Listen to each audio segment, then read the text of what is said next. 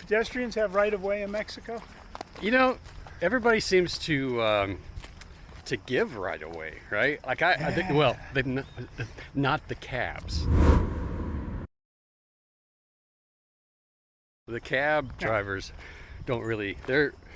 They do this all the time, so they're just like, get out of my way. Yeah, they're just gonna. If you see their blinker, they're coming. Don't worry, there's no question. But yeah, I don't know. Everybody else seems to be like, no, you go, right? Even to the degree that they will stop traffic. Yeah. I mean, seriously, stop traffic. Like almost to the point you're like, oh no, please, you go. But traffic and self-reliance, traffic in Mexico and self-reliance, there's some similarities because you're responsible for your own life. Oh, 100%. Like I am so aware of the culture of dependency that we've created, right? That we've agreed to by saying, oh no, I have the right of way. Automatically you have to stop, or making someone else responsible for my safety, relying on the fact that they're going to stop. That's not Mexico. No, my head is on a swivel here, not because I'm afraid. You're responsible for yourself. Yeah, exactly. I know if something happens, like, sure, you're here, right? But what if I go for a walk, go to the coffee shop by myself and I get hit? Like, it's two-way. The drivers are also watching for pedestrians. Pedestrians are watching for drivers. So we're no longer in a dependency. We're in a self-reliance state. Yeah. Everybody's watching out for everybody else. What's interesting, this is our third year in Mexico, and I think total accidents we've seen we can count on one hand. We still have fingers left over. What's interesting, there's a lot of intersections with no stop or yield signs. At all. Yeah. There's a flow of politeness. Yeah. And some insanity, because we see some guys on the motorcycles, I think they're nuts. Yeah. They go zippity-doo-dah through stuff, and I'm like, nope. We are responsible for ourselves. We have to be reliant we have to be able to take care of ourselves. Yeah. And I can't count on any driver not running me over, is how I look at it. Anywhere, not just here, really, but anywhere. Because these days people will be distracted by their phones. They'll be up in their head about something. Here we go. After this cab is a car on the other side, but we're about to cross. Now, see, we're not counting on those cars to stop. We know we're responsible to get our ass across the street. This is a beautiful gap, no traffic. Yeah, and we can be a little more relaxed. And really, honestly, there's a lot of one-way streets here. Yes. Which is helpful. Very much so. But I still look both ways. Yes. I do that because I've seen so many people going the wrong way back home. And it doesn't matter if you have the right of way if you get hit by a car. You can go, but I'm in the right. Yeah. Well, yeah. You could be in the right and still end up hit by a car, hit by a divorce you didn't want.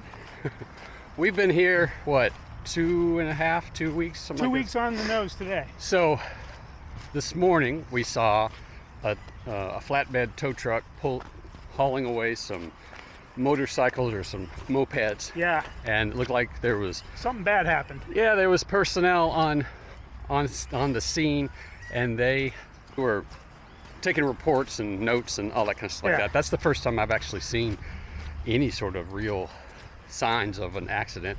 I did hear the other night, the weekend being here, I heard in the very early morning, I heard screeching and then what sounded like contact, right? A slam, which I'm assuming was like somebody at a stoplight or something like that. Last year there was at the main highway down by the ocean, in one of our walks we came upon a collision, and there's some weird intersections too. Yeah. It slopes off to the left. There's a 5-way intersection. All you got to do is be responsible enough to assume the other person's not going to see you.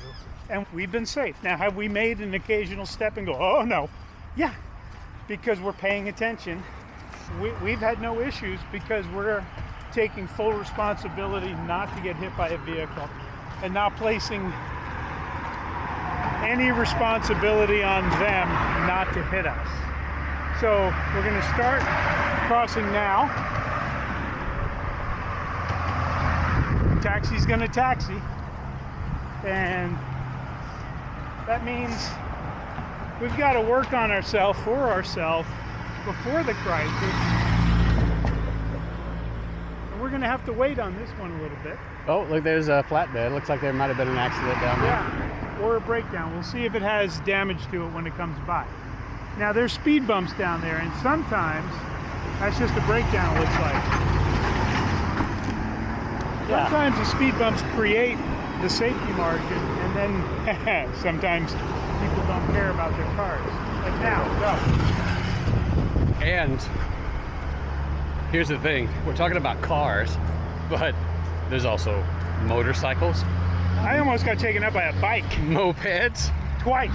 bicycles, right? So the running joke here for between us is that it's going to be a bicycle, right? It's going to be a bicycle that takes you out because The kid ran into me in the market. because you're looking for city buses, you're looking for cabs, you're looking for just, you know, regular citizen vehicles. Yeah, And then the bike comes quietly out of nowhere. and then a bicycle will come out of nowhere. You're like, whoa. So, yeah, head on the swivel. So the question I have in this is, where else? Because how we do one thing is how we do most things in our life, right? So where else are you creating or agreeing to dependency in your life, your marriage, your relationships, and expecting someone else to be responsible for you? Boom. Physically, mentally, emotionally, financially? Where is that showing up? So there are some guys right now thinking, she's in charge of the romance department. You and I know that's not how it's supposed to be. Right. One or other spouse sometimes controls all of the finances. The other doesn't know. And again, it is not done out of ill intent, but there's not a partnering to make sure both knows everything. Parenting, I could see where that goes. And how many times have we heard a guy say, I can't go out and do things with my friends, she'll get upset. Yeah, I know I certainly told myself that story, and that wasn't true. Yeah, it turned out she was happy when you went and did stuff, and we're happy. Yeah, because we have a certain energy about us, right? We carry ourselves a certain way. We walk taller. We feel better. We're just a lighter spirit. In one of the group calls, there was a man who said, I hosted a poker night, and it was good to just be around other guys. 12 guys. Yeah, to just be in that same energy and space together, to be able to fully be yourself without having to filter or tamp down. Because when you're in mixed company, as much as we like to say that we're truly being ourselves, there's moments when, you know, you just, whatever it is, right? Whether you want to make an off joke or you want to scratch your butt or, right? Whatever it is. I've had a poker night for over 15 years, and I have one rule. No women, for that exact reason. And anybody that they want to invite, the question is, do they fit in? And then we have a rule. There's a core group. They get to vote people off the island. I had somebody I brought in get voted off the island by the group. And somebody said, but it's your game. I'm like, it doesn't work like that. It is about the collective. Yeah. I'm just the facilitator. I don't. Right. Do I have some ownership? Yes, but I don't use that kind of ego position. And To I dictate love the group, these friends. Yeah. And it is one of the great days every month. And when Melanie moved in, she had the awareness to ask me, do you want me to leave on poker night? Which I thought was very insightful. And my response was, absolutely not. Right. I've invited you to join me to live here. I said, but don't think you're coming downstairs to hang out. She gets to enjoy and she gets to enjoy the food. And she has been so kind that she does cleanup. Sometimes her son comes over. I extend that invitation.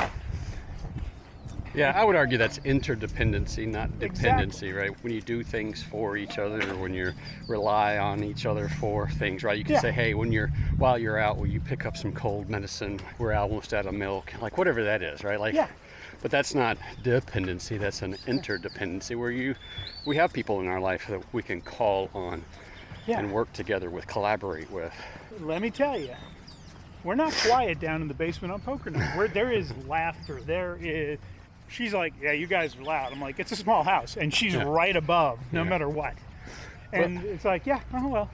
Well, here's the thing, right, is that we're talking all about guys and poker and being ourselves and all that kind of stuff like that. Well, she has that same need, right? That same need to be around other women, to be around similar, right? So that she can be herself, so that she can relax, so that she can drop the filter, so that she can, right? Because if we can't be ourselves, we're always trying to uphold some sort of social standard or whatever, then that's very suffocating. It's very constricting, and we need opportunities to consort with our own sex, right? Somebody who knows as closely as possible what it's like to be male, what it's like to be female, and that's renewing, energizing. Yes. And it is the mistake people make when they first get married. They think they have to stop that. Yeah. When you met her, you were doing your own thing with the boys. And that was probably somewhat what attracted her to you, because of your energy, because of the way you were being. And then the great lie was told, and now you are one. No, you are not. You are still two, separate, whole, and complete, that are joined together in a partnership, a loving, caring partnership. Sharing lives together, and we can't share lives if we don't have lives to share. Yes. So, dependency, self-reliance, where do you see these things showing up in your life? And what do you want to change in order to have more of something or less of something? Put it in the comments. Let's talk about what you've got to say. Yeah, let's talk about that. All right. Catch you later, guys. Bye. Beep. I like the horn in the background. Beep.